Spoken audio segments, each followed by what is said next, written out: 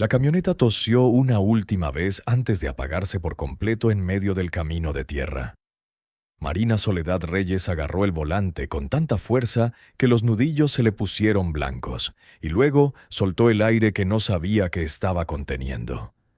Claro que esto tenía que pasar ahora, a solo 3 kilómetros de lo que se suponía sería su salvación. En el asiento trasero sus 3 hijos guardaban silencio. Eso era lo peor. No las quejas ni el llanto, sino ese terrible silencio comprensivo de niños que habían aprendido demasiado pronto que el mundo no era amable. Lucía, de 11 años, sostenía la mano de su hermano menor.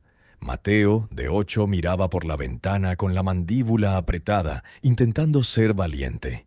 Y la pequeña Sofía, de solo 5 años, se aferraba al único juguete que le quedaba, un conejo de peluche tuerto que había visto días mejores.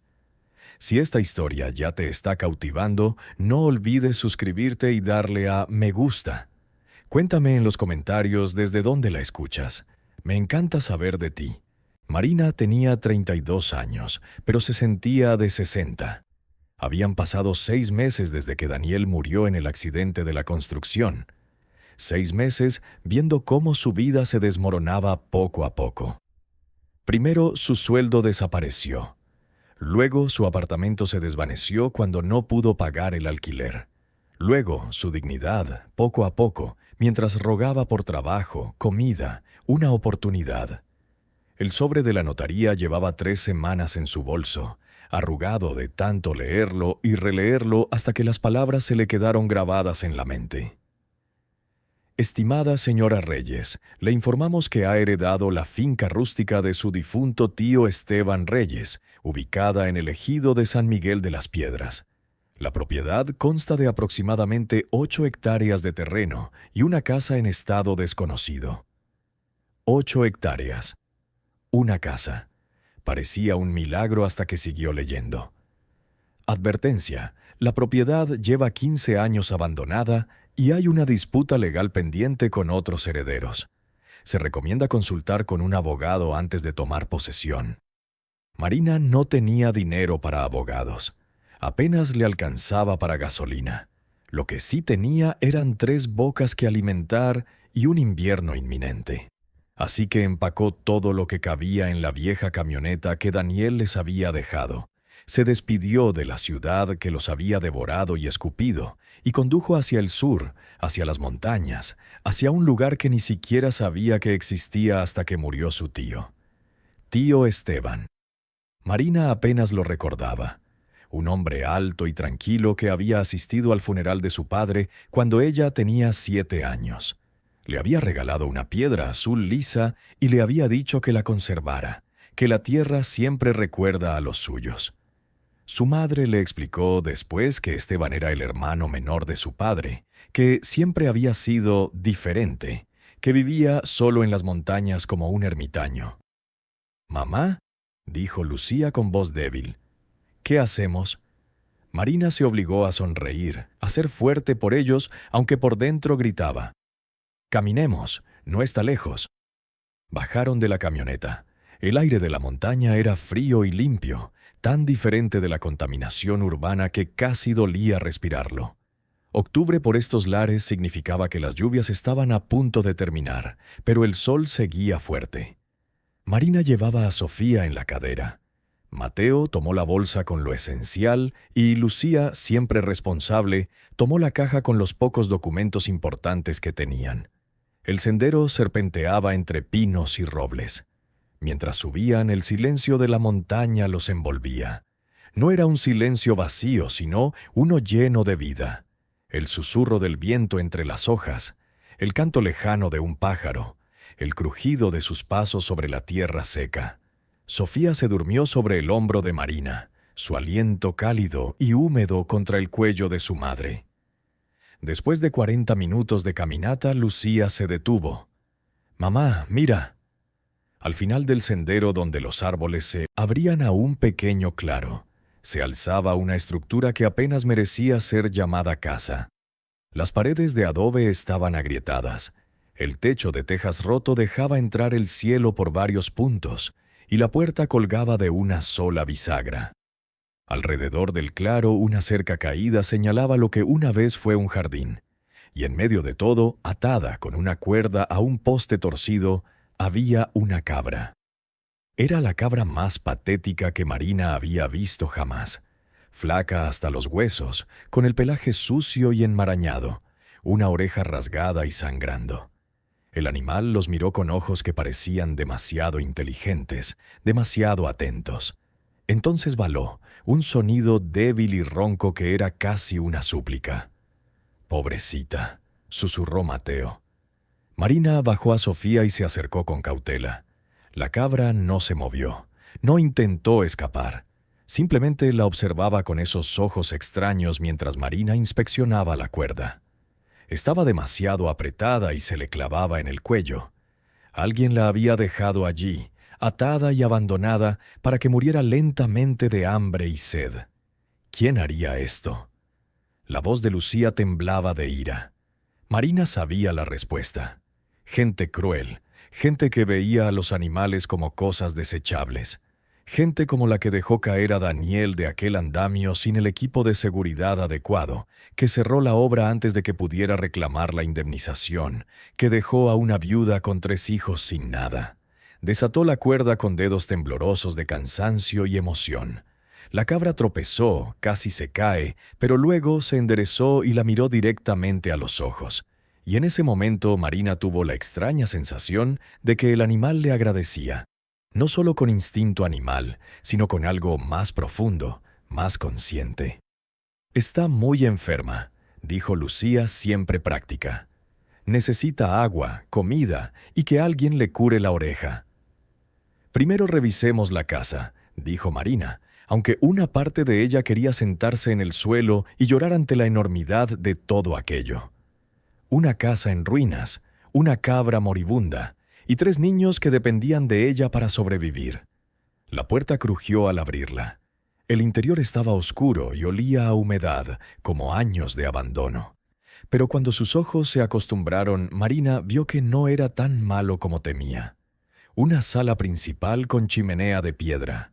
2 pequeñas habitaciones al fondo. Las paredes estaban casi intactas, y el suelo de tierra compactada, aunque polvoriento, era sólido.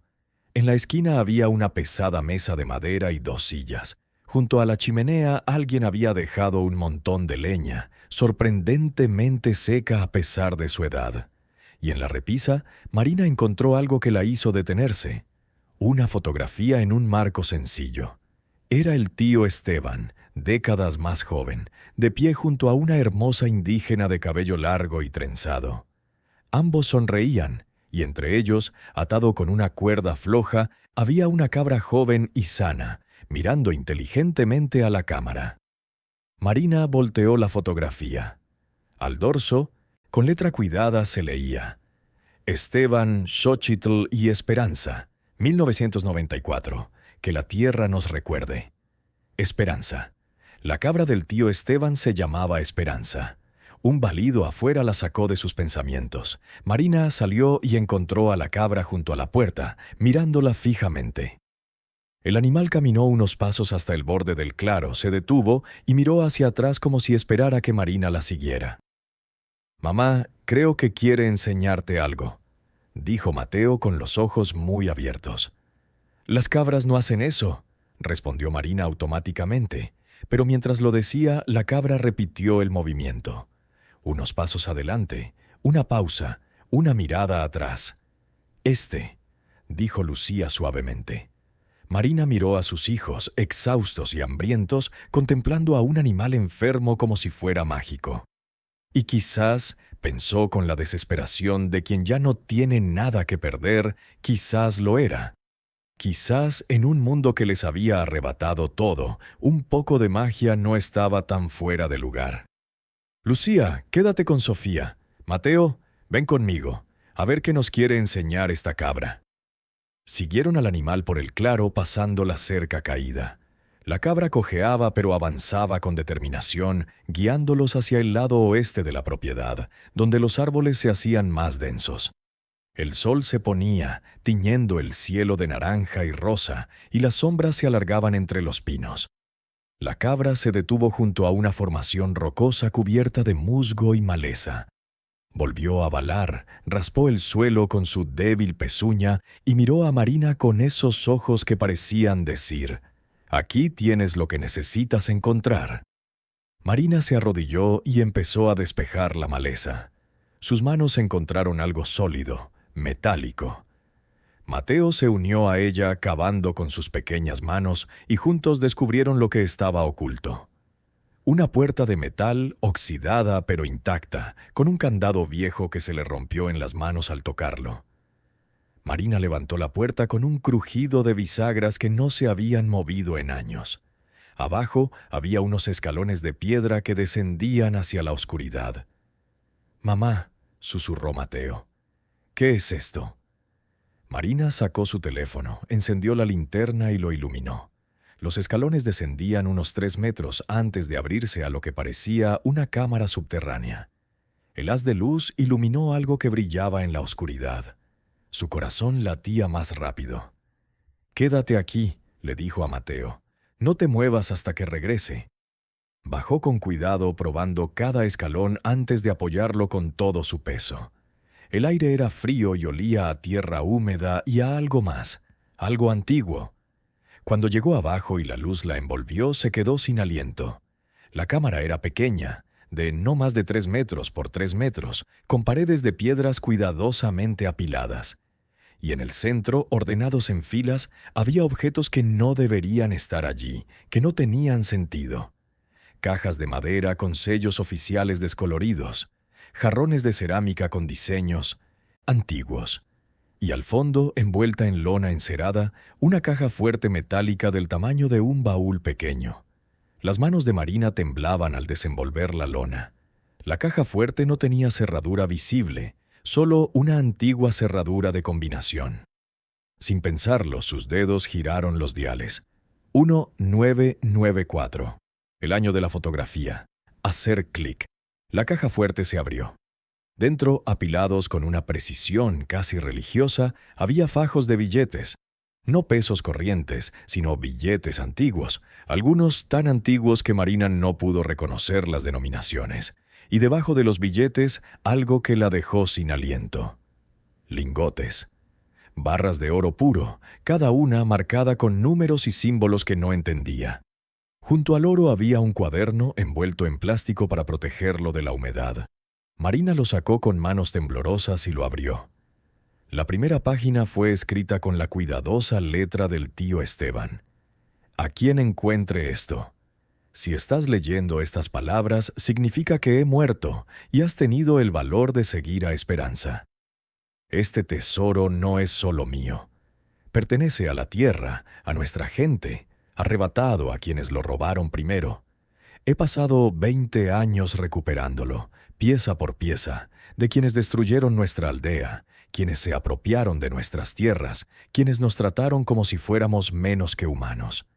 Este oro proviene de la mina San Miguel, que explotaron ilegalmente en nuestras tierras sagradas.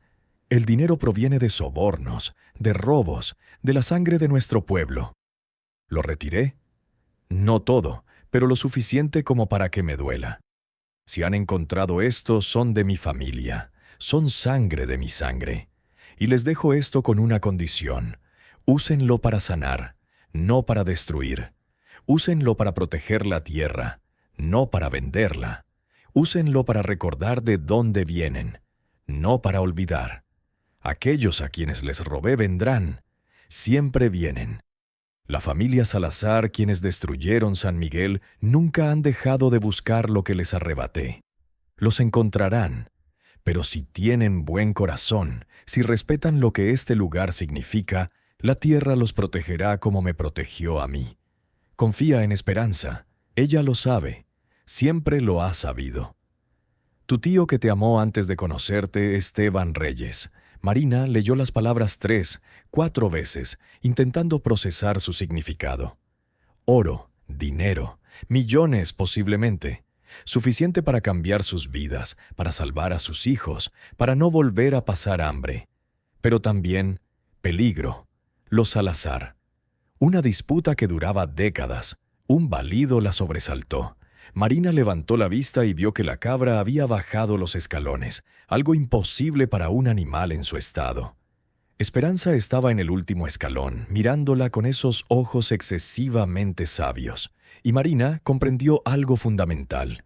Esta cabra no era solo una cabra, era una guardiana, una guía. Quizás incluso, pensó con un escalofrío que le recorrió la espalda, algo más. «De acuerdo», le dijo Marina al animal con voz temblorosa. «Lo entiendo. Lo protegeré. Los protegeré a todos». La cabra baló suavemente, un sonido que casi parecía de aprobación, y luego se dio la vuelta para subir los escalones. Marina cerró la caja fuerte, la volvió a cubrir con la lona y solo tomó el cuaderno. Necesitaba leerlo todo para entender exactamente en qué se había metido antes de hacer nada con lo que había encontrado. Cuando salió de la cámara, el sol se había ocultado por completo. Mateo la esperaba donde la había dejado con los ojos abiertos. ¿Qué había ahí abajo? Respuestas, dijo Marina cerrando la puerta y volviendo a cubrir la entrada con maleza. Y muchas preguntas nuevas. De vuelta en la casa, Lucía había encendido un fuego en la chimenea con leña seca. Sofía estaba despierta, sentada cerca del calor. Marina sacó la poca comida que habían traído. Tortillas rancias, frijoles enlatados y una manzana que compartieron las 4. Mientras comían, la cabra se echó junto a la puerta vigilando. Marina le había dado agua en un cubo viejo que encontró, y el animal bebió con desesperación antes de calmarse. ¿Nos vamos a quedar aquí?, preguntó Lucía mirando las paredes agrietadas y el techo con goteras. Por ahora, respondió Marina, hasta que arreglemos el camión, hasta que sepamos qué hacer. Pero en el fondo, Marina ya sabía que no era tan sencillo. El cuaderno de Esteban pesaba en su bolsillo como una promesa y una advertencia a la vez. Habían heredado más que una casa ruinosa y una cabra enferma. Habían heredado un secreto peligroso. Y la noche era joven, y los lobos ya sabían que estaban allí. Marina no durmió esa primera noche.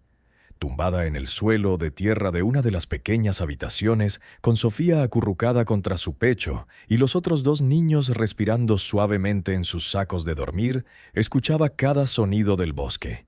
El viento entre los pinos, el crujir de las ramas, el ulular lejano de un búho.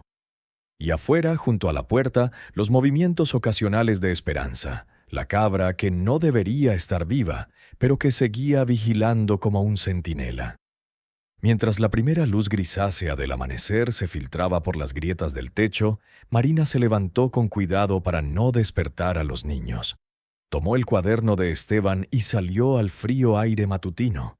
Esperanza levantó la cabeza, sus ojos reflejando la luz naciente, y bailó suavemente como diciendo «Buenos días». Marina se sentó en el escalón de la entrada y abrió el cuaderno. Las páginas estaban llenas de la cuidadosa letra de su tío, con anotaciones fechadas hace más de 20 años. Empezó a leer. 15 de marzo de 1995. Hoy enterré la primera caja. Xochitl me ayudó a cavar. Trabajamos toda la noche bajo la luna llena. Dice que la tierra la aceptará, que la guardará hasta el momento oportuno. No sé si creo en sus tradiciones, pero la quiero lo suficiente como para honrarlas. El oro proviene de la mina Salazar que abrieron en tierras sagradas sin permiso, sin respeto. Trabajé allí 6 meses, tiempo suficiente para ver cómo operaban. El capataz, Rodrigo Salazar, es un hombre que cree que el dinero lo hace intocable. Esta semana golpeó a uno de los trabajadores por pedir agua. El hombre murió 2 días después. Dijeron que fue un accidente. No lo fue. Nada de lo que hacen es accidental. Todo es calculado, cruel, diseñado para quebrantar el espíritu de nuestra gente. Pero los he estado observando. Sé dónde esconden el oro antes de embarcarlo. Sé cuándo cambian los turnos de los guardias. Y esta noche les quité lo que nunca debió ser suyo. Marina pasó las páginas con un nudo en el estómago. Su tío no solo había sido un ermitaño, había sido un ladrón, un vengador, alguien que había pasado 2 décadas robando lo que consideraba robado primero. 8 de julio de 1998. Xochitl está embarazada. Vamos a tener un hijo. Me pidió que parara, que lo dejara, que me fuera lejos, donde los Salazar no pudieran encontrarnos. Pero ¿cómo puedo parar? Cada lingote que tomo es una victoria para los trabajadores muertos. Cada fajo de billetes es justicia para las familias destruidas. Le prometí que después del próximo trabajo dejaría de hacerlo. Ahora hay suficiente para 100 familias, más de las que necesitaremos jamás. Usaremos una parte para ayudar a otros en secreto. El resto lo dejaré enterrado para quien lo necesite en el futuro. Esperanza está creciendo. Es la cabra más inteligente que he conocido. Xochitl dice que tiene el espíritu de su abuela, quien murió el día que nació Esperanza. Dice que algunas almas regresan para terminar su obra. No sé qué creer, pero juro que ese animal entiende cada palabra que decimos. Marina miró a Esperanza. La cabra la observaba con esa mirada increíblemente consciente. ¿Es cierto?, preguntó en voz baja. ¿Eres más de lo que aparentas? Esperanza se levantó lentamente, cojeando hacia ella. El animal apoyó la cabeza en la rodilla de Marina, un gesto tan humano, tan lleno de intención que Marina sintió que las lágrimas le quemaban los ojos. Acarició el pelaje sucio con cuidado, sintiendo los huesos bajo la piel. «Voy a curarte», prometió, «y tú me ayudarás a proteger a mis hijos». Continuó leyendo. Las anotaciones se volvieron más oscuras, más urgentes. 23 de diciembre de 2003. Xochitl murió anoche al dar a luz. Nuestro hijo nació muerto. Los Salazar enviaron un médico, pero llegó tarde, deliberadamente tarde. Rodrigo me dijo ayer que sabía lo que había estado haciendo. Dijo que este era mi castigo. Lo perdí todo. Todo menos a Esperanza y este oro maldito. Quería quemarlo, tirarlo al río, cualquier cosa para deshacerme de él. Pero Xochitl me hizo prometer antes de morir que lo protegería. Dijo que algún día alguien de nuestra sangre lo necesitaría. Alguien con buen corazón. No sé si podré seguir viviendo, pero puedo seguir protegiendo. Es todo lo que me queda. Marina cerró los ojos. El dolor de su tío era tan palpable en sus palabras que casi podía sentirlo.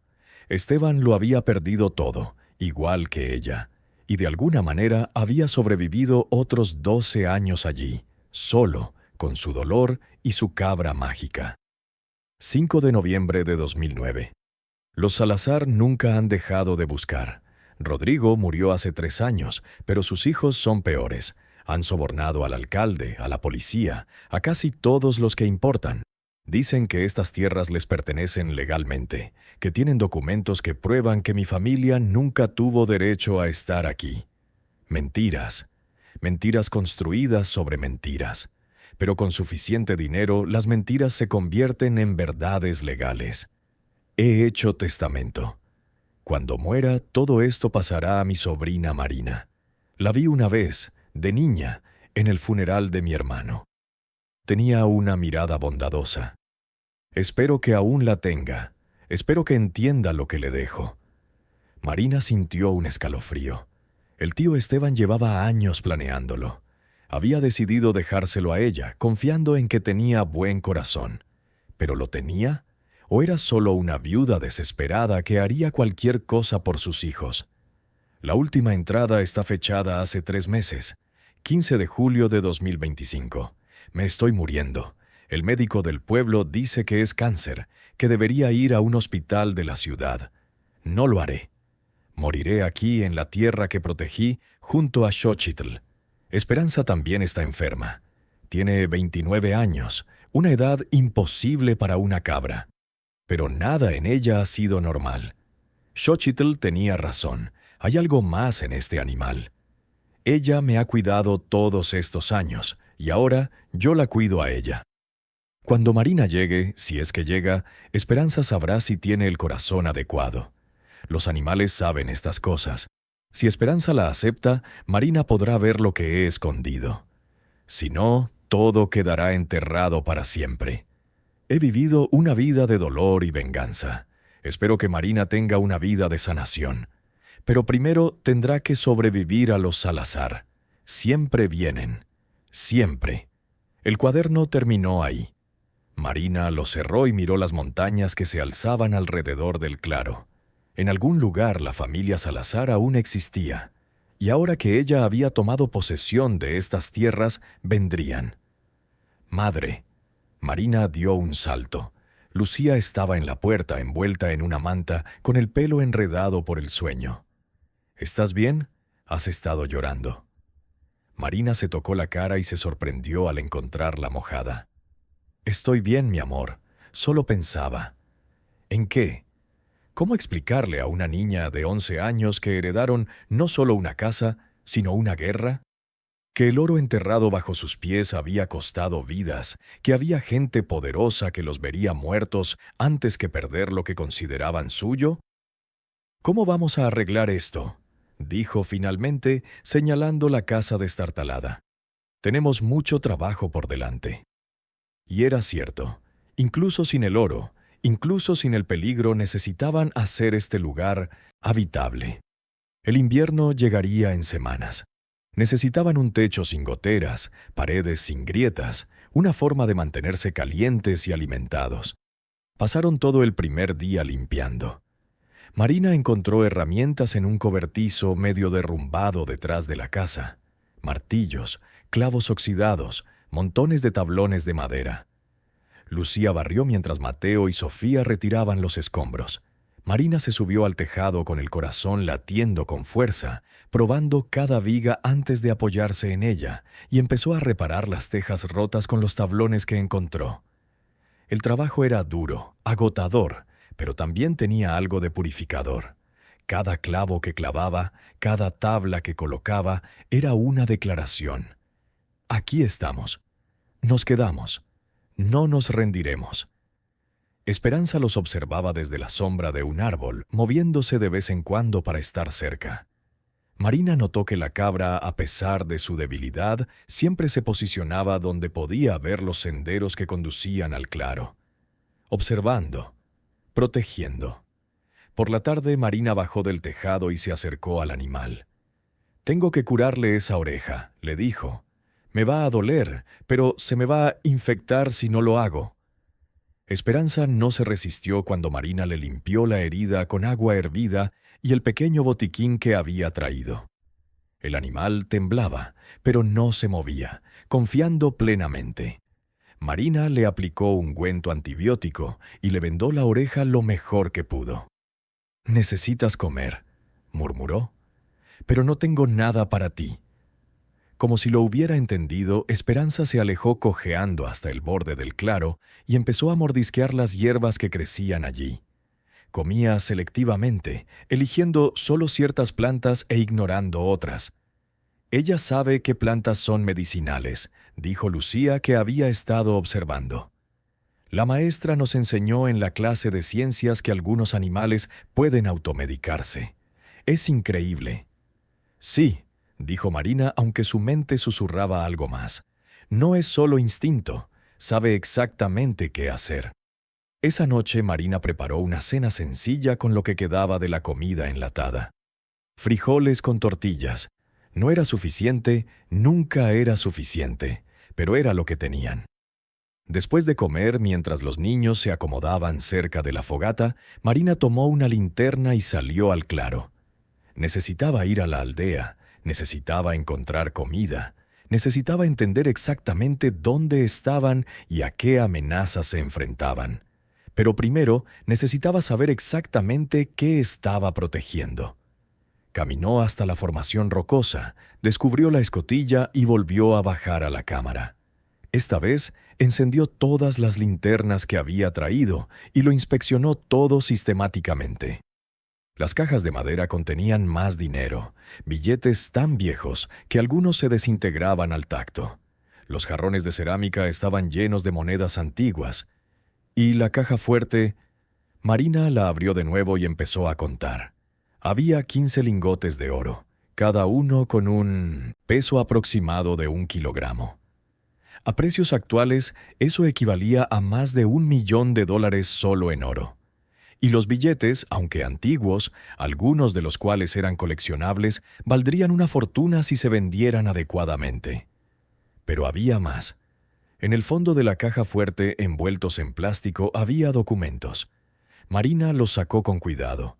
Se trataba de títulos de propiedad, no solo de estas 8 hectáreas, sino de toda la región que antaño fue el ejido de San Miguel. Documentos que databan de 1920, oficialmente firmados y sellados, acreditaban que estas tierras habían sido legalmente otorgadas a las comunidades indígenas de la zona. Y junto a ellos había copias de otros documentos. Contratos fraudulentos, sobornos documentados, órdenes de desalojo firmadas por funcionarios corruptos. Esteban había recopilado pruebas de cada delito, cada robo, cada injusticia cometida por la familia Salazar. Esto era más que oro. Era poder. Era justicia. Marina fotografió cada documento con su teléfono, guardó los originales y cerró la caja fuerte. Pero al girarse para subir las escaleras, algo le llamó la atención. En la pared del fondo de la cámara, casi invisibles en la penumbra, había unas palabras grabadas en piedra. Marina se acercó con su linterna. Lo que se le quita a la tierra debe volver a la tierra. Lo que se le roba al pueblo debe ser devuelto al pueblo. Yo, Esteban Reyes, dejo esto como testimonio. El oro está maldito hasta que se use para sanar, no para destruir. Quien lo toma con avaricia solo encontrará ruina. Quien lo toma con amor encontrará salvación. Debajo había otra línea, esta vez en un idioma que Marina no reconoció. Parecía náhuatl, la lengua ancestral de la región. Y al final, un símbolo tallado profundamente en la piedra. Una espiral que se convertía en raíces y luego en alas. Un escalofrío le recorrió la espalda. Esto no era solo un escondite, era un santuario. Un lugar sagrado construido con intención y propósito. Marina subió lentamente, cerró la trampilla y se sentó en el frío suelo. El bosque nocturno bullía de vida, y en algún lugar muy cerca sintió una presencia. No amenazante, pero definitivamente presente, como si la tierra misma la observara esperando a ver qué decisión tomaría. «No lo voy a vender», dijo esa noche. «No lo voy a malgastar en cosas sin sentido, pero necesito usarlo para salvar a mis hijos. ¿Es suficiente? ¿Eso cuenta como amor y no como avaricia?» No esperaba respuesta, pero al regresar a la casa encontró a Esperanza esperándola en la puerta. La cabra balaba suavemente y luego se echó con la cabeza apuntando hacia la formación rocosa, como una guardiana, como una testigo. Marina se acostó esa noche con todo el peso sobre el pecho, pero por primera vez en meses también sintió algo más. Esperanza. Pequeña, frágil, pero real. Tenían una oportunidad. Si él fuera lo suficientemente inteligente, lo suficientemente valiente, lo suficientemente fuerte. Si pudiera sobrevivir a lo que vendría, porque el tío Esteban tenía razón. Los Salazar siempre venían. Y afuera, en la oscuridad, tras la luz del fuego, Marina oyó por primera vez lo que se convertiría en un sonido familiar. El lejano motor de un vehículo subiendo por la carretera de montaña. Alguien sabía que estaban allí. Y vinieron. En la mañana del tercer día, Marina caminó sola hacia el pueblo. Había dejado a Lucía a cargo, algo que odiaba hacer, pero que era necesario. Necesitaba comida, información y comprender exactamente cuál era su situación. San Miguel de las Piedras era pequeño, solo unas cuantas casas de adobe, una tienda de abarrotes, una iglesia y un edificio municipal que parecía a punto de derrumbarse. Marina entró a la tienda con los últimos pesos que les quedaban en los bolsillos. Dentro, una mujer mayor, de unos 60 años, la observaba desde detrás del mostrador. Su mirada era penetrante, evaluadora. «Eres la sobrina de Esteban», dijo. No era una pregunta. «Sí», dijo Marina con voz firme. «Marina Reyes». «Esperanza Vidal», se presentó la mujer. «Mi hermana Xochitl era la esposa de tu tío». El mundo se detuvo un instante. Marina miró a la mujer con nuevos ojos, ahora viendo el parecido. Los mismos pómulos altos, los mismos ojos oscuros e inteligentes que había visto en la fotografía. «Siento mucho su pérdida», dijo Marina suavemente. «Fue hace más de 20 años», dijo Esperanza Vidal sin emoción. «Pero el dolor no entiende de tiempo, ¿verdad? ¿Cuánto tiempo hace de su marido?» 6 meses. Y aquí estás, con 3 hijos, en una casa ruinosa, sin un céntimo. Esperanza Vidal se cruzó de brazos. «Los Salazar ya saben que estás aquí». A Marina se le encogió el estómago. «¿Cómo lo sabe?» «Porque ayer enviaron a su abogado. Fue a la presidencia municipal y presentó documentos que prueban que esas tierras les pertenecen legalmente. Dicen que tu tío era un ocupante ilegal y que no tienes derecho a estar ahí. Eso es mentira. Tengo la voluntad, Tener papeles no sirve de nada cuando te enfrentas a gente con dinero», interrumpió Esperanza bruscamente. Luego suavizó la voz. «Pero Esteban me dijo algo antes de morir. Dijo que si alguien de su sangre venía y era aceptado por Esperanza, esa persona tenía lo necesario para ganar. ¿Te ha aceptado la cabra?» Marina pensó en cómo Esperanza la había guiado hasta el escondite, en cómo se acostaba junto a su puerta todas las noches, en cómo la miraba con esos ojos excesivamente sabios. «Sí», dijo simplemente. Esperanza Vidal asintió como si esto hubiera resuelto algo. «Entonces tienes una oportunidad, pero necesitarás ayuda. Los Salazar no pelean limpio». «¿Por qué me ayudaría? Ni siquiera me conoce». «Porque Esteban amaba a mi hermana más que a su vida, porque murió por su obsesión con la justicia, y porque esa cabra lleva el apellido de mi familia por algo». Se inclinó sobre el mostrador. «Mi abuela se llamaba Esperanza. Murió el mismo día que nació esa cabra. Xochitl siempre creyó que el espíritu de nuestra abuela había entrado en el animal. Yo no creo en esas cosas, pero he visto a esa cabra hacer cosas que ningún animal debería poder hacer». Marina sintió que el suelo se inclinaba bajo sus pies. ¿Qué clase de cosas? Encontrar agua donde no debería haberla. Guiar a la gente perdida de vuelta a casa. Saber cuándo se avecina una tormenta con días de antelación. Y una vez, dijo Esperanza Vidal en voz baja, la vi interponerse entre Esteban y un puma. El puma la miró, se dio la vuelta y se fue, como si hubiera reconocido algo en ella que no debía desafiarse. Un escalofrío recorrió la espalda de Marina. Su tío escribió en su cuaderno sobre protecciones. ¿Sabes a qué se refería? Xochitl era curandera, conocía las plantas, la tierra y los espíritus. Antes de morir realizó ceremonias en esa propiedad. Protecciones, decía, para alejar a quienes vienen con malas intenciones. Esperanza Vidal se enderezó. No sé si funciona, pero sé que los Salazar nunca encontraron lo que Esteban escondió, a pesar de buscar durante años. Y sé que a la gente que ha ido a esas tierras con malas intenciones, les suceden cosas extrañas. ¿Qué tipo de cosas? Se pierden en el bosque incluso con mapas. Sus vehículos se averían. Enferman de repente. Tienen pesadillas que los mantienen despiertos. Hizo una pausa. O encuentran lo que Esteban les dejó. ¿Qué dejó atrás? Trampas. No físicas, aunque también existen. Trampas de la mente. Xochitl las llamaba espejos. Decía que la tierra refleja lo que llevas dentro. Si vienes con avaricia, solo encontrarás más avaricia consumiéndote. Si vienes con miedo, el miedo te destruirá. Marina pensó en las palabras grabadas en la cámara. Lo que se toma con avaricia solo encuentra ruina.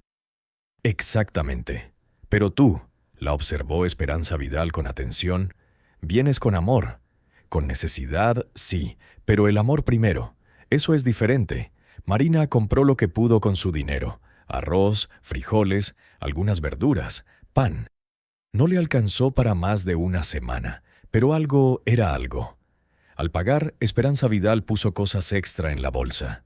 Pan fresco, queso y 2 latas de leche. «No puedo aceptar caridad», dijo Marina con orgullo al afirmar que no podía permitírselo. No es caridad, es una inversión. Esteban me dejó dinero antes de morir para ayudar a quien viniera después. Tómalo y llévate esto también. Le entregó un papel con un nombre y un número escritos. Alfredo Mendoza. Es abogado en la ciudad. No está en el bolsillo de los Salazar. Puedes confiar en él. Marina tomó el papel con manos temblorosas. Gracias. No me des las gracias todavía. Esto es solo el principio. Los Salazar vendrán pronto. Y cuando lleguen, recuerda, no estás solo. La tierra recuerda a los suyos. Mientras Marina regresaba por el sendero de Cintos y Cindu montaña, sus palabras resonaban en su mente. La tierra recuerda a su gente. Esteban había escrito lo mismo en la fotografía. ¿Qué significaba? ¿Y por qué sentía como si el propio bosque la observara, esperando, juzgando si era digna de lo que había heredado? Al llegar al claro, notó algo que la detuvo en seco. Había un vehículo estacionado frente a la casa. Una camioneta negra y reluciente, completamente fuera de lugar en ese entorno rural. Y de pie junto a ella, hablando con Lucía en la puerta, había un hombre de traje. Marina corrió dejando caer las bolsas, con el corazón latiéndole con fuerza. «¡Aléjate de mi hija!». El hombre se dio la vuelta. Tenía unos 50 años, con el pelo canoso, perfectamente peinado. Un traje que probablemente costaba más que todo lo que Marina había tenido. Y una sonrisa que no le llegaba a los ojos. «Señora Reyes, supongo», dijo con voz suave, civilizada y peligrosa. «Me llamo Tomás Salazar. ¿Necesitamos hablar de su situación?». Marina se colocó entre el hombre y sus hijos, con todos los músculos del cuerpo tensos. Lucía se había refugiado en la puerta, con Mateo y Sofía asomándose por detrás. Los tres tenían los ojos muy abiertos, asustados, pero intentando ser valientes. «No tengo nada que decirte», dijo Marina con voz más firme de lo que sentía. «Estás invadiendo mi propiedad». Tomás Salazar sonrió, y fue como ver a un tiburón enseñar los dientes. «¿Su propiedad? Ah, pero ahí está el problema, señora Reyes. Esta no es su propiedad, nunca lo fue». Sacó un sobre de cuero de su maletín y se lo ofreció. Marina no lo tomó. «Documentos legales», continuó imperturbable. «Firmados por el juez de distrito hace 3 semanas. Este terreno fue cedido ilegalmente a tu tío abuelo hace décadas. El verdadero propietario registrado es mi familia, y llevamos 50 años pagando impuestos sobre esta propiedad. Esteban Reyes era un ocupante ilegal». «Mentira», dijo Marina apretando los puños. «Tengo el testamento de mi tío. Esta tierra le pertenecía legalmente». Un testamento de un hombre que no tenía ningún derecho legal sobre esta tierra no significa nada. Tomás Salazar guardó el sobre en su bolsillo. «Pero soy un hombre razonable. Entiendo su situación, señora Reyes. Una viuda con 3 hijos, sin recursos. No vine aquí a desalojarla inmediatamente». «Qué generoso», dijo Marina sin poder evitar decir con sarcasmo. Ignoró el tono. «Vine a hacerte una oferta. 50,000 pesos para que te vayas en paz. Puedes usar ese dinero para establecerte en otro lugar, encontrar un apartamento en la ciudad y darles una vida digna a tus hijos». 50,000 pesos. Era más dinero del que Marina había visto en años, pero también era una fracción ridícula de lo que valían estas tierras, incluso sin el oro escondido. «No», dijo simplemente. La sonrisa de Tomás Salazar se endureció. «No entiendes la situación. No te lo estoy pidiendo. Te ofrezco algo por cortesía, pero puedo ser menos cortés». Un balido cortó el aire. Esperanza había aparecido por un lado de la casa, cojeando, pero moviéndose con determinación. La cabra se colocó justo entre Marina y Tomás Salazar, con el cuerpo débil y tembloroso, pero con una postura desafiante. Tomás miró al animal y algo cruzó su rostro. ¿Reconocimiento? ¿Miedo? Desapareció tan rápido que Marina pensó que lo había imaginado.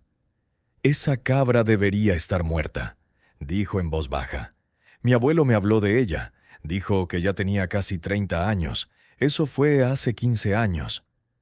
Los animales viven lo que tienen que vivir, dijo Marina, aunque sus propias palabras la asustaron. Tomás Salazar la miró fijamente un buen rato. Luego sacó una tarjeta de presentación y la colocó sobre el capó de su camioneta. Tiene 3 días para reconsiderarlo. Después, los funcionarios municipales vendrán con una orden de desalojo. Y créame, señora Reyes, no querrá que eso suceda con sus hijos cerca. Las cosas podrían ponerse desagradables. Subió a su vehículo y arrancó el motor, levantando una nube de polvo que cubrió todo el claro. Marina no se movió hasta que el sonido del motor desapareció por completo entre los árboles. Entonces sus piernas cedieron.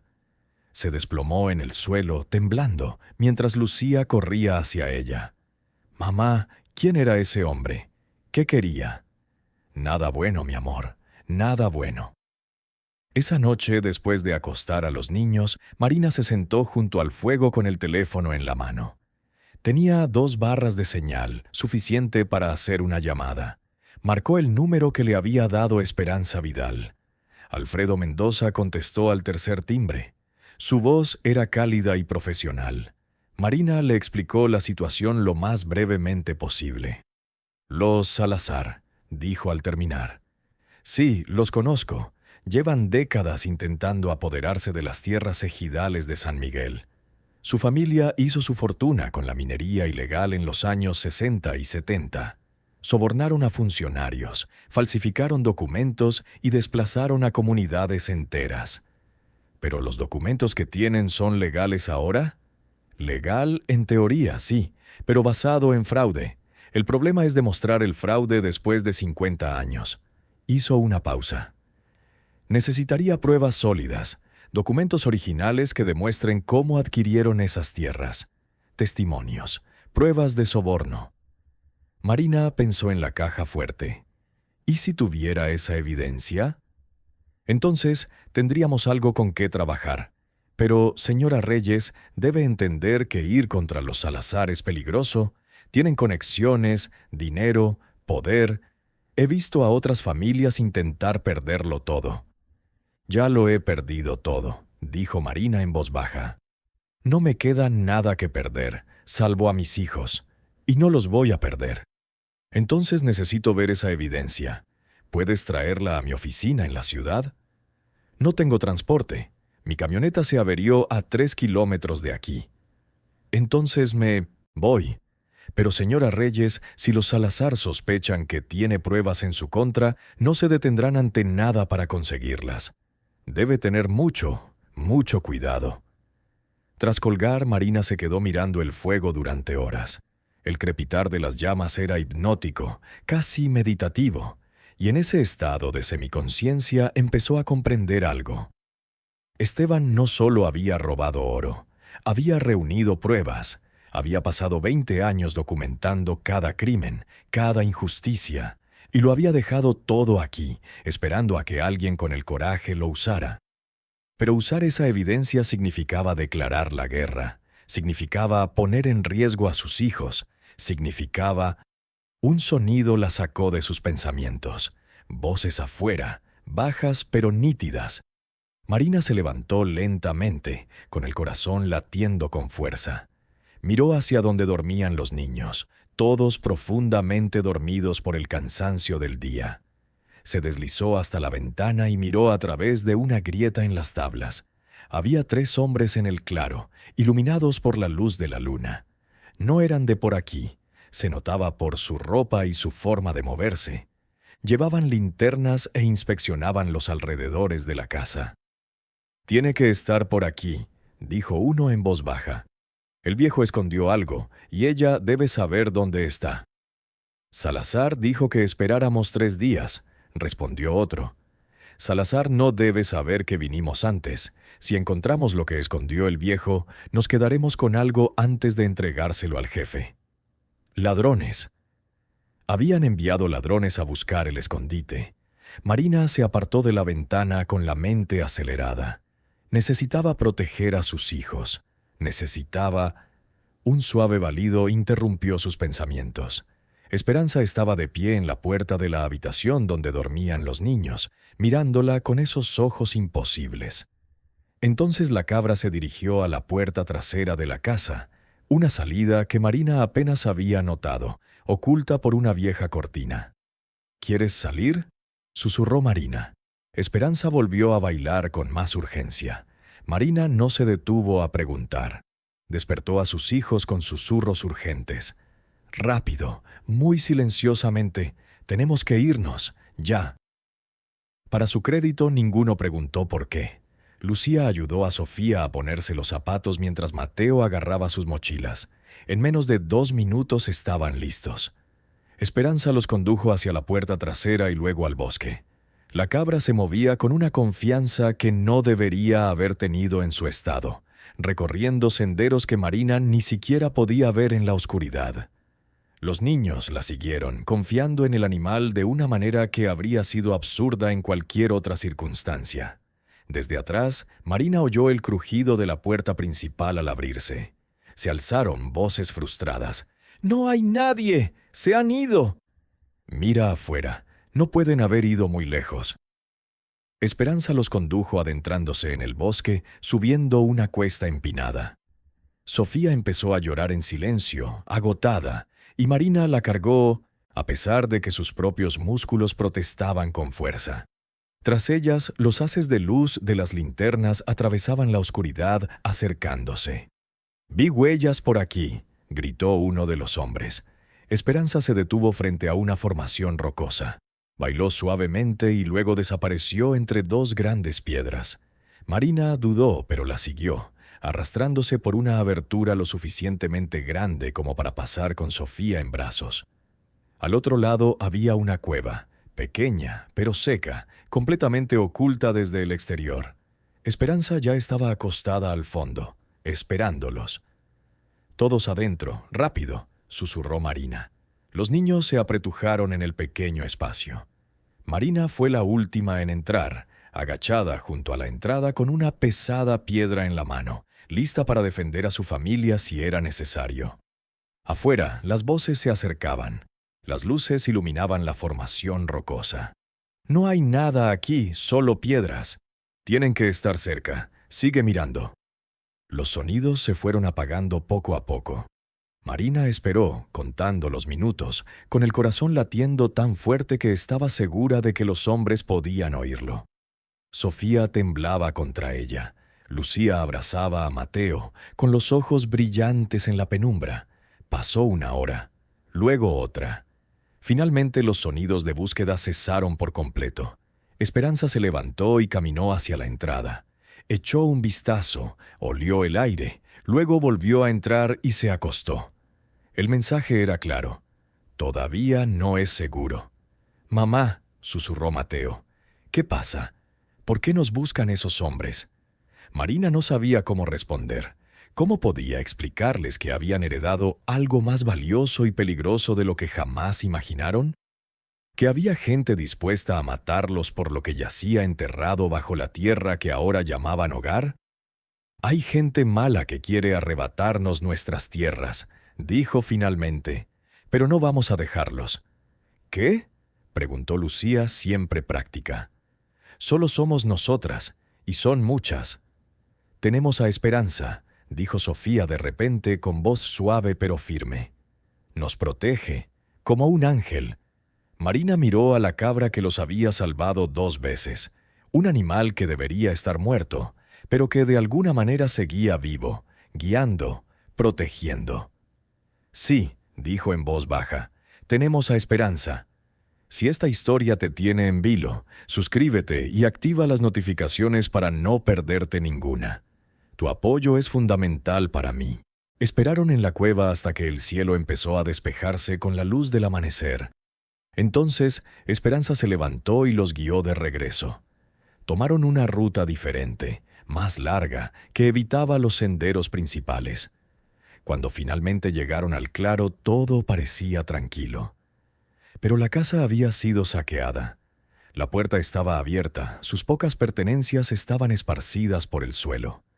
Habían buscado por todas partes, revuelto los colchones y roto las pocas tablas del suelo que parecían sueltas. «Animales», murmuró Marina, aunque sabía que era un insulto a los animales de verdad. Animales asesinados por necesidad. Estos hombres destruidos por codicia. Lucía empezó a ordenar en silencio. Mateo la ayudó. Sofía se sentó en el escalón y lloró, y Marina no tuvo valor para decirle que parara. A veces, llorar era lo único honesto que se podía hacer. Mientras limpiaban, Marina notó algo. Los intrusos habían registrado dentro de la casa, pero no afuera. No habían encontrado la cámara oculta. Las medidas de seguridad de Xochitl, fueran las que fueran, habían funcionado. O quizá Esperanza simplemente los había distanciado lo suficiente. 2 horas después, mientras Marina reparaba el suelo roto, oyó el ruido de otro vehículo acercándose. Se levantó rápidamente, con el martillo aún en la mano, preparada para lo que viniera. Pero era un coche modesto, y el hombre que bajó vestía un traje sencillo y tenía una expresión amable. «Señora Reyes, soy Alfredo Mendoza». Marina casi lloró de alivio. Llegó rápido. Cuando alguien me dice que está en peligro, no espero. Miró a su alrededor, notando la puerta rota y las pertenencias desperdigadas. Veo que ya han empezado. Vinieron anoche. 3 hombres. Su expresión se endureció. Esto va a empeorar antes de mejorar. Necesito ver esas pruebas ya. Marina lo condujo hasta la formación rocosa. Esperanza lo siguió atenta. Cuando Marina descubrió la trampilla, Alfredo silbó suavemente. Esteban Reyes era más inteligente de lo que los Salazar jamás imaginaron. Bajaron juntos. Marina abrió la caja fuerte y le mostró todo: el oro, el dinero y, lo más importante, los documentos. Alfredo los examinó con una linterna, fotografiando cuidadosamente cada página. «Esto es oro», dijo, y no se refería al metal. «Esto prueba fraude, soborno, falsificación. Con esto puedo presentar una demanda que...» Se detuvo. «Pero, señora Reyes, debe entender. En cuanto presente esto, los Salazar sabrán que tengo pruebas. Me perseguirán con todo». «Ya vinieron», señaló Marina. «Con ladrones por la noche, con amenazas por el día. ¿Qué más pueden hacer?» «Mucho más», dijo Alfredo con gravedad. «Pueden usar a policías corruptos para arrestarte con cargos falsos. Pueden presionar a los servicios de protección infantil para que te quiten a tus hijos, alegando negligencia. Pueden provocar que te ocurra un accidente a ti o a un ser querido». Marina sintió frío. «¿Y eso qué sugiere?» «Necesitamos que esto sea público. Necesitamos protección. Voy a contactar a periodistas, organizaciones de derechos humanos y a cualquiera que pueda ayudar. Una vez que esto se haga público, les será más difícil actuar abiertamente». Se enderezó. «Pero necesito su permiso para hacerlo, señora Reyes. Una vez que empecemos, no habrá vuelta atrás». Marina pensó en Daniel, en cómo había muerto porque los patrones se negaron a pagar el equipo de seguridad. Pensó en los mineros que Esteban había mencionado, muertos y olvidados. Pensó en Xochitl, quien murió al dar a luz mientras un médico llegaba tarde deliberadamente como castigo. Pensó en sus hijos, que merecían un futuro donde la justicia significara algo. «Hazlo», dijo. «Hazlo todo». Alfredo asintió. «Así que de ahora en adelante tú y yo somos compañeros, y vamos a necesitar más ayuda». Pasaron las siguientes horas planeando.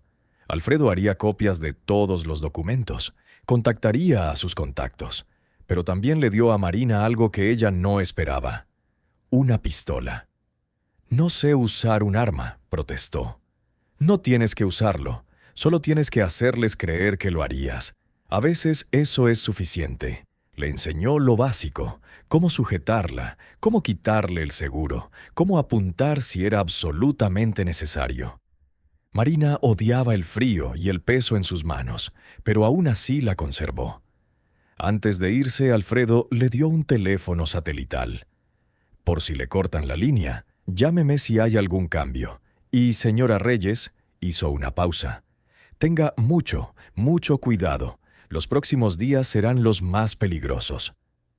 Esa tarde Marina reunió a sus hijos. Les explicó lo que pudo, lo que entenderían, que gente mala quería sus tierras, que debían tener cuidado, estar alerta, que si les decía que corrieran debían hacerlo sin hacer preguntas. Como anoche, dijo Mateo en voz baja, exactamente igual que anoche. ¿Por cuánto tiempo?, preguntó Lucía. No lo sé, mi amor, pero te prometo que vamos a estar bien. Vamos a luchar por esto, por nosotros, por nuestro futuro. Esa noche Marina no pudo dormir. Se sentó junto a la ventana contemplando el claro bañado por la luz de la luna. Esperanza yacía junto a la puerta, como siempre, vigilando.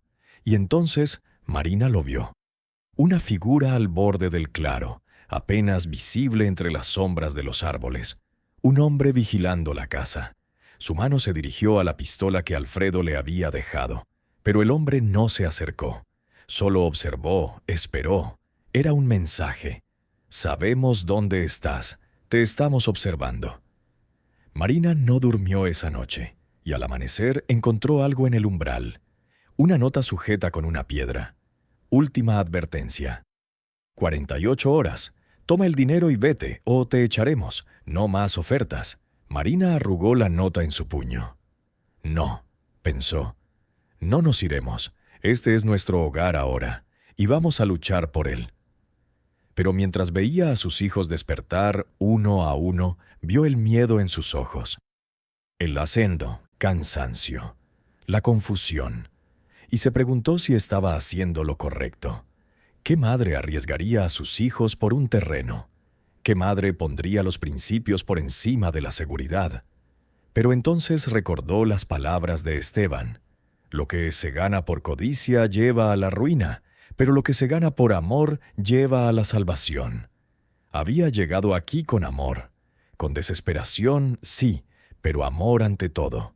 Amor por sus hijos, por su futuro, por la posibilidad de algo mejor. Y ese amor tendría que ser suficiente para lo que vendría, porque en menos de 48 horas la tormenta llegaría con toda su furia. Y Marina tendría que estar preparada. 6 meses después, Marina estaba en el mismo claro, pero todo había cambiado. La casa ya no estaba en ruinas. Con el dinero del oro que había vendido legalmente, después de que los tribunales confirmaran su propiedad, había reparado el techo, reforzado las paredes y añadido ventanas nuevas. Los niños tenían sus propias habitaciones. Había una cocina completa, con estufa y refrigerador alimentados por paneles solares. El jardín estaba floreciente. Lucía había plantado verduras, Mateo había construido un pequeño gallinero y Sofía cuidaba las flores alrededor de la entrada. La cerca ya no estaba abajo y había un letrero al comienzo del sendero. Centro Comunitario Xochitl Reyes, Tierra Libre. Porque Marina había hecho algo inesperado. No se había quedado con todo el dinero. Había usado la mitad para crear un centro comunitario, un lugar donde las familias desplazadas pudieran obtener ayuda legal, donde los niños pudieran aprender, donde se escucharan historias de injusticia. El caso contra los Salazar había concluido hacía 3 meses. Los documentos de Esteban eran irrefutables. Tomás Salazar y 2 funcionarios corruptos estaban en prisión. La familia había perdido sus tierras obtenidas ilegalmente, las cuales fueron devueltas a las comunidades originales. Y Marina se había convertido en algo que nunca imaginó, una voz para los que no tenían voz. Esperanza Vidal fue la primera en unirse a su causa. Después vinieron otros, familias desplazadas, trabajadores explotados. Juntos formaron una cooperativa, compartiendo recursos y protegiéndose mutuamente. «Mamá», llamó Lucía desde la puerta. Ya tenía 13 años, era más alta, más fuerte, y tenía una confianza que antes no tenía. «El abogado Mendoza está aquí.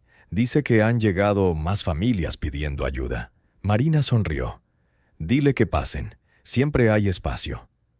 Mientras caminaba hacia la casa, pasó por un pequeño corral donde Esperanza descansaba. La cabra tenía casi 30 años, una edad inimaginable, pero aún estaba viva. Ya no cojeaba, su oreja se había curado y su pelaje relucía de salud. Marina se arrodilló a su lado. «Gracias», susurró, «por todo». Esperanza la miró con esos ojos sabios y luego apoyó la cabeza en la mano de Marina. Y en ese momento Marina sintió algo. No podía explicarlo, pero fue como si la tierra misma respirara a través del animal, reconociéndola, aceptándola, bendiciéndola. Las palabras del tío Esteban resonaron en su mente. La tierra recuerda a lo suyo.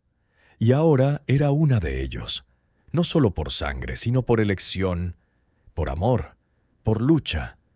Dentro de la casa, Alfredo Mendoza la esperaba con su cálida sonrisa. «Señora Reyes, tengo noticias. El gobierno aprobó su solicitud. Van a reconocer oficialmente estas tierras como patrimonio protegido. Nadie podrá volver a construir minas aquí». Marina sintió que las lágrimas le quemaban los ojos. Esteban habría estado orgulloso. «Sabía exactamente lo que hacía cuando te dejó esto», dijo Alfredo. «Sabía que tenía el corazón justo». Esa noche, después de que los visitantes se marcharan y los niños durmieran, Marina caminó hacia la formación rocosa. Bajó a la cámara una última vez. La caja fuerte estaba vacía. Todo estaba siendo usado para lo que Esteban había planeado: sanar, no destruir. En la pared las palabras talladas brillaban a la luz de su linterna. «Lo que se toma con amor encuentra la salvación». Marina tocó las letras con los dedos. «Lo logramos, hombre. Rompimos el ciclo». Afuera, bajo las estrellas, Esperanza bailaba suavemente. Y Marina habría jurado que oía otras voces uniéndose.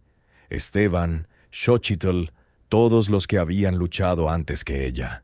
La tierra recuerda. Y ahora, por fin, sanaba. Sofía apareció en la puerta frotándose los ojos. «Mamá, tuve un sueño. Soñé con una mujer hermosa de cabello largo. Me dijo que ya no tenía que preocuparme, que estábamos protegidos». Marina abrazó a su hija. «Lo somos, mi amor, lo somos». Mientras caminaban juntas de regreso a la casa, Marina miró hacia atrás por última vez. Esperanza estaba de pie en el claro, bañada por la luz de la luna, y por un instante Marina vio algo más. Una figura translúcida junto a la cabra, una mujer con el pelo trenzado, sonriendo. Marina parpadeó y la figura desapareció. Pero la paz que dejó atrás permaneció. Algunos tesoros no son oro. Otros tesoros son la tierra bajo tus pies, la familia que construyes, la justicia por la que luchas, y el amor que te da la valentía para no rendirte cuando todo parece perdido. Ese era el verdadero tesoro que Esteban había dejado, y Marina lo había encontrado. Gracias por escuchar hasta el final. Si esta historia te conmovió, compártela con alguien que necesite recordar que la esperanza existe incluso en los momentos más oscuros. Suscríbete si aún no lo has hecho y nos vemos en la próxima historia.